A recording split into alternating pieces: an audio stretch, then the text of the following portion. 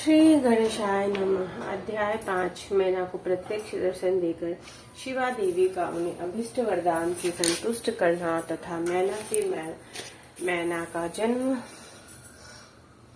नारद जी ने पूछा, पिताजी, जब देवी दुर्गा अंतर ध्यान हो गई और देवगण अपने अपने धाम को चले गए, उसके बाद क्या हुआ? ब्रह्मा जी ने कहा, मेरे पुत्रों में श्रेष्ठ विप्रवर नारद जब विष्णु आदि देव समुदाय हिमालय और मैना को देवी की आराधना का उपदेश दे चली गए, तब गिरिराज हिमाचल और मैना दोनों दंपत्ति ने बड़ी भारी तपस्या आरंभ की। वे दिन रात शंभु और शिवा का चिंतन करते हुए भक्ति युक्त चित्त से नित्य उनकी सम्यक रीति से आराधना करने लगे। हिमवान की पत्नी मैना बड़ी प्रसन्नता से शिव सहित शिवा देवी की पूजा करने लगी। वे उन्हीं के संतोष के लिए सदा ब्राह्मणों को दान देती रहती। मन में संतान की कामना ली मैना चैत्र मास के आरंभ से लेकर 27 वर्षों तक प्रतिदिन तत्परता पूर्वक शिवा देवी की पूजा और आराधना में लगी रही। वे अष्टमी को उपवास करके नवमी को लड्डू बलि सामग्री पिट्ठी खीर और गंध पुष्प आदि देवी को भेंट करती थी। गंगा के किनारे औसत प्रस्थ में उमा की मिट्टी की मूर्ति बनाकर नाना प्रकार की वस्तुएं समर्पित करके उसकी पूजा करती थी। मैना देवी कभी निराहार रहती, कभी व्रत के नियमों का पालन करती, कभी जल पीकर रहती और कभी हवा पीकर ही रह जाती थी। विशुद्ध तेज से दमकती हुई दीप्तिमती मैना ने प्रेम पूर्वक शिवा में चित्त लगाए 27 वर्ष व्यतीत कर दिए। 27 वर्ष पूरे होने पर जगन्मयी शंकर कामिनी जगदम्बा उमा अत्यंत प्रसन्न हुई। मैना को उत्तम भक्ति से संतुष्ट हो गई। परमेश्वरी देवी उन पर अनुग्रह करने के लिए उनके सामने प्रकट हुई। तेजो मंडल के बीच में विराजमान तथा दिव्य अवयवों से संयुक्त उमा देवी प्रत्यक्ष दर्शन दे मैना से हंसती हुई बोली। देवी ने कहा, गिरिराज हिमालय की रानी महासाध्वी मैना, मैं तुम्हारी तपस्या से बहुत प्रसन्न हूँ। तुम्हारे मन में जो अभिलाषा हो उसे कहो। मैना, तुमने तपस्या व्रत और समाधि के द्वारा जिस जिस वस्तु के लिए प्रार्थना की है वह सब मैं तुम्हें दूंगी। तब मैना ने प्रत्यक्ष प्रकट हुई कालिका देवी को देखकर प्रणाम किया और इस प्रकार कहा। मैना बोली, देवी, इस समय मुझे आपके रूप का प्रत्यक्ष दर्शन हुआ है, अतः आपकी स्तुति करना चाहती हूँ। कालिके, इसके लिए आप प्रसन्न हो? ब्रह्मा जी कहते हैं, नारद, मैना को के ऐसा कहने पर सर्वमोहिनी कालिका देवी ने मन में अत्यंत प्रसन्न हो अपने दोनों बाहों से खींचकर मैना को हृदय से लगा लिया। इससे उन्हें तत्काल महाज्ञान की प्राप्ति हो गई। फिर तो मैना देवी प्रिय वचनों द्वारा भक्ति भाव से अपने सामने खड़ी हुई कालिका की स्तुति करने लगी। मैना बोली, जो महामाया जगत को धारण करने वाली चंडिका, लोक धारिणी तथा संपूर्ण मनोवांछित पदार्थों को देने वाली उन महादेवी को मैं प्रणाम करती हूँ। जो नित्य आनंद प्रदान करने वाली माया, योग निद्रा, जग जननी तथा सुंदर कमलों की माला से अलंकृत है, उन नित्य सिद्धा उमा देवी को मैं नमस्कार करती हूँ। जो सबकी माता मही, नित्य आनंदमय, भक्तों में शोक का नाश करने वाली तथा कल्प पर्यंत नारियों एवं प्राणियों की बुद्धि रूपणी है, उन देवी को मैं प्रणाम करती हूँ। आप यतियों के अज्ञान में बंधन के नाश की हेतु भूता ब्रह्म विधा है। फिर मुझ जैसी नारियां आपके प्रभाव का क्या वर्णन कर सकती हैं? अथर्व वेद की जो हिंसा, मारण आदि का प्रयोग है वह आप ही हैं। देवी, आप मेरे अभिष्ट फल को सदा प्रदान कीजिए। भावहीन, आकार रहित तथा अदृश्य नित्य तंत्र मात्राओं से आप ही पंचभूतों के समुदाय को संयुक्त करती हैं। आप ही उनकी शाश्वत शक्ति हैं। आपका स्वरूप नित्य है। आप समय समय पर योग युक्त एवं समर्थ नारी के रूप में प्रकट होती हैं। आप ही जगत के योनि और आधार शक्ति हैं। आप ही प्राकृतिक तत्वों से परे नित्या प्रकृति कही गई है, जिसके द्वारा ब्रह्म के स्वरूप को वश में किया जाता है, जाना जाता है। वह नित्या विद्या आप ही हैं। माता, आज मुझ पर प्रसन्न होइए। आप ही अग्नि के भीतर व्याप्त उग्र दही का शक्ति हैं। आप ही सूर्य किरणों में स्थित प्रकाशिका शक्ति हैं। चंद्रमा में जो आहदी का शक्ति है वह भी आप ही हैं। ऐसी आप चंडी देवी का मैं सत्वन और वंदन करती हूँ। आप स्त्रियों को बहुत प्रिय हैं। उधर रेता ब्रह्मचारियों की ध्येय भूता नित्या ब्रह्म शक्ति भी आप ही हैं। संपूर्ण जगत की वांछा तथा श्री हरि की माया भी आप ही है। जो देवी इच्छा अनुसार रूप धारण करके सृष्टि पालन और संहारमय हो उन कार्यों का संपादन करती है तथा ब्रह्मा विष्णु और रुद्र के शरीर की भी हेतु भूता है, वे आप ही हैं। देवी, आज आप मुझ पर प्रसन्न हो। आपको पुनः मेरा नमस्कार है। ब्रह्मा जी कहते हैं, नारद मैना के इस प्रकार स्तुति करने पर दुर्गा कालिका ने पुनः उन महादेवी से कहा, तुम अपना मनोवांछित वर मांग लो। हिमाचल प्रिय, तुम मुझे प्राणों के समान प्यारी हो। तुम्हारी जो इच्छा हो वह मांगो, उसमें मैं निश्चय ही दे दूंगा। तुम्हारे लिए मुझे कुछ भी अदेय नहीं है। महेश्वरी उमा का यह अमृत के समान मधुर वचन सुनकर हिमगिरी कामिनी मैना बहुत संतुष्ट हुई। इस प्रकार बोली, शिवे आपकी जय हो, जय हो उत्कृष्ट ज्ञान वाली महेश्वरी जगदम्बिके। यदि मैं वर पाने के योग्य हूँ तो फिर आपसे श्रेष्ठ वर मांगती हूँ। जगदम्बे, पहले तो मुझे 100 पुत्र हों, उन सबकी बड़ी आयु हो, वे बल पराक्रम से युक्त और तथा रिद्धि सिद्धि से संपन्न हो। उन पुत्रों के पश्चात मेरी एक पुत्री हो जो स्वरूप और गुणों से सुशोभित होने वाली हो। वह दोनों कुलों को आनंद देने वाली तथा तीनों लोकों में पूजित हो। जगदम्बिके शिवे, आप ही देवताओं का कार्य सिद्ध करने के लिए मेरी पुत्री और रुद्रदेव की पत्नी होइए और तदनुसार लीला कीजिए। ब्रह्मा जी कहते हैं, नारद, मेनका की बात सुनकर प्रसन्न हृदय देवी उमा ने उनके मनोरथ को पूर्ण करने के लिए मुस्कुराकर कहा। देवी बोली, पहले तुम 100 बलवान पुत्र प्राप्त होंगे। उनमें भी एक सबसे अधिक बलवान और प्रधान होगा जो सबसे पहले उत्पन्न होगा। तुम्हारी भक्ति से संतुष्ट हो मैं स्वयं तुम्हारे यहाँ पुत्री के रूप में अवतरीण होंगी और समस्त देवताओं से सेवित हो उनका कार्य सिद्ध करूंगी।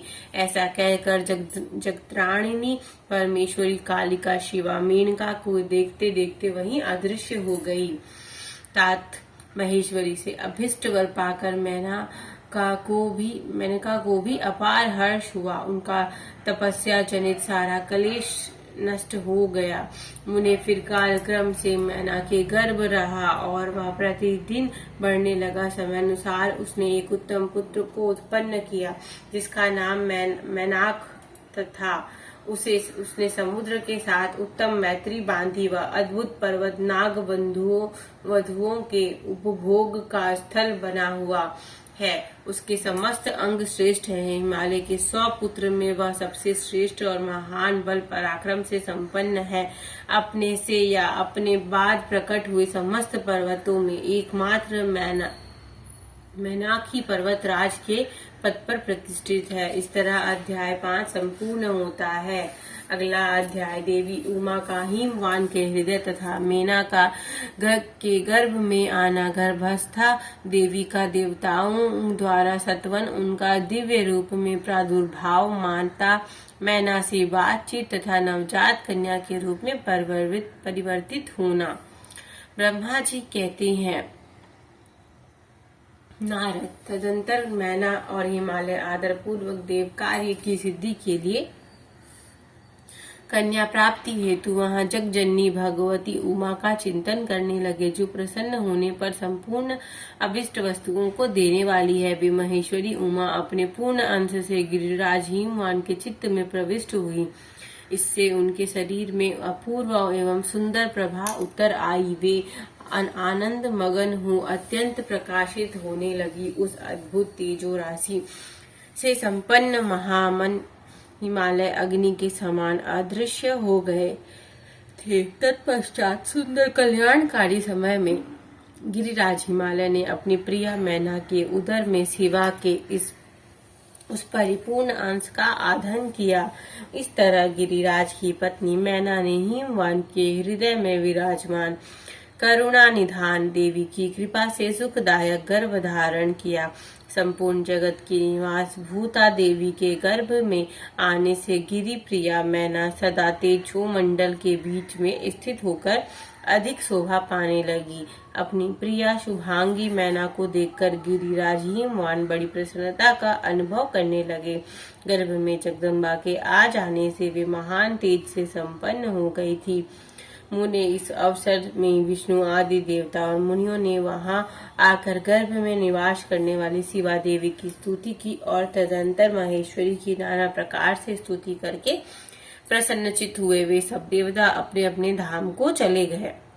जब 9वां महीना बीत गया और 10वां भी पूरा हो चला तब जगदम्बा कालिका ने समय पूर्ण होने पर गर्भस्थ शिशु की जो गति होती है उसी को धारण किया अर्थात जन्म ले लिया। उस अवसर पर अधाशक्ति सती साध्वी शिवा पहले मैना के सामने अपने ही रूप से प्रकट हुई। वसंत ऋतु में चैत्र मास की 9वीं तिथि को मृगशिरा नक्षत्र में आधी रात के समय चंद्र मंडल से आकाश गंगा की भांति मैना के उदर से देवी शिवा का अपने ही स्वरूप से में प्रादुर्भाव हुआ। उस समय संपूर्ण संसार में प्रसन्नता छा गई। अनुकूलन हवा चलने लगी जो सुंदर सुगंधित एवं गंभीर थी। उस समय जल की वर्षा के साथ फूलों की वृष्टि हुई। विष्णु आदि सब देवता वहां आए। सबने सुखी होकर प्रसन्नता के साथ जगदम्बा के दर्शन किए और शिवलोक में निवास करने वाले दिव्य रूपा महामाया शिव कामिनी मंगलमाई कालिका माता का स्तवन किया। नारद जब देवता लोग स्तुति करके चले गए तब मेनका का उस समय प्रकट हुई नील कमल दल के समान कांति वाली श्याम वर्णा देवी को देखकर अतिशय आनंद का अनुभव करने लगी। देवी के उस दिव्य रूप का दर्शन करके गिरि प्रिया मैना को ज्ञान प्राप्त हो गया। वे उन्हें परमेश्वरी समझकर अत्यंत हर्ष से उल्लासित हो उठी और संतोष पूर्वक बोली। मैना ने कहा, जगदम्बे महेश्वरी, आपने बड़ी कृपा की जो मेरे सामने प्रकट हुई। अंबिके, आपकी बड़ी शोभा हो रही है। शिवे, आप संपूर्ण शक्तियों में आधा शक्ति हैं, तीनों लोकों की जननी हैं। देवी, आप भगवान शिव को सदा ही प्रिय है तथा संपूर्ण देवताओं से प्रशंसित पराशक्ति है। महेश्वरी, आप कृपा करें और इसी रूप से मेरे ध्यान में स्थित हो जाएं। साथ ही मेरी पुत्री के अनुरूप प्रत्यक्ष दर्शनीय रूप धारण करे। ब्रह्मा जी कहते हैं, नारद पर्वत पत्नी मैना की यह बात सुनकर अत्यंत प्रसन्न हुई। शिवा देवी ने उस गिरि प्रिया को इस प्रकार उत्तर दिया। देवी बोली, मैना, तुमने पहले तत्परता पूर्वक मेरी बड़ी सेवा की थी। उस समय तुम्हारी भक्ति से प्रसन्न हो मैं वर देने के लिए तुम्हारे निकट आई हूँ। वर मांगो। मेरी इस वाणी को सुनकर तुमने जो वर मांगा वह इस प्रकार है। महादेवी, आप मेरी पुत्री हो जाएं और देवताओं का हित साधन करें। तब मैंने तथास्तु कहकर तुम्हें सादर यह वर दे दिया और मैं अपने धाम को चली गई। गिरि कामिनी उस वर के अनुसार समय पाकर आज मैं तुम्हारी पुत्री हुई हूँ। आज मैंने जो दिव्य रूप का दर्शन कराया है उसका उद्देश्य इतना ही है कि तुम्हें मेरे स्वरूप का स्मरण हो जाए, अन्यथा मनुष्य रूप में प्रकट होने पर मेरे विषय में तुम अनजान ही बनी रहती। अब तुम दोनों दंपति पुत्री भाव से अथवा दिव्य भाव से मेरा निरंतर चिंतन करते हुए मुझ में स्नेह रखो। इससे मेरी उत्तम गति प्राप्त होगी। मैं पृथ्वी पर अद्भुत लीला करके देवताओं का कार्य सिद्ध करूंगी। भगवान शंभु की पत्नी हो जाऊंगी और सज्जनों का संकट से दूर उद्धार करूंगी। ऐसा कहकर जगत माता शिवा चुप हो गई और उसी क्षण माता के देखते देखते प्रसन्नता पूर्वक नवजात पुत्री के रूप में परिवर्तित हो गई। इसी तरह अध्याय 6 संपूर्ण होता है। हर हर महादेव शिव शंभू। काशी विश्वनाथ की जय। हर हर महादेव। ओम जय शिव ओंकारा प्रभु हर शिव ओंकारा ब्रह्मा विष्णु सदा शिव अर्धांगी धारा। ओम जय शिव ओंकारा एकानन चतुरानन पंचानन राजे हंसासन गरुणासन वृषवाहन साजे। ओम जय शिव ओंकारा दो भुज चार चतुर्भुज दस भुज अति सोहे त्रिगुण रूप निरखता त्रिभुवन जन मोहे। ओम जय शिव ओंकारा अक्षमाला बनमाला रुंडमाला धारी चंदन मृग मद सोहे भाले शशिधारी। ओम जय शिव ओंकारा श्वेतांबर पीतांबर बागंबर अंगे सनकादिक गरुणादिक भूतादिक संगे। ओम जय शिव ओंकारा करके मध्यक मंडल चक्र त्रिशूल धरता जग करता जग भरता जग संहार करता। ओम जय शिव ओंकारा ब्रह्मा विष्णु सदा शिव जानत अविवेका प्रणवाक्षर मध्य ये तीनों एका। ओम जय शिव ओंकारा काशी में विश्वनाथ विराजत नंदी ब्रह्मचारी नित उठी भोग लगावत महिमाति भारी। ओम जय शिव ओंकारा त्रिगुण शिव जी की आरती जो कोई नर गावे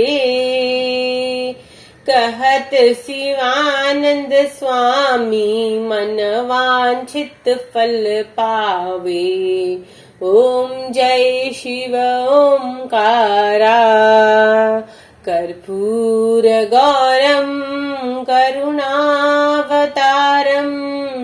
संसार सारम भुजगेन्द्रहारम सदा वसन्तं हृदयारविन्दे भवं भवानी सहितं नमामि।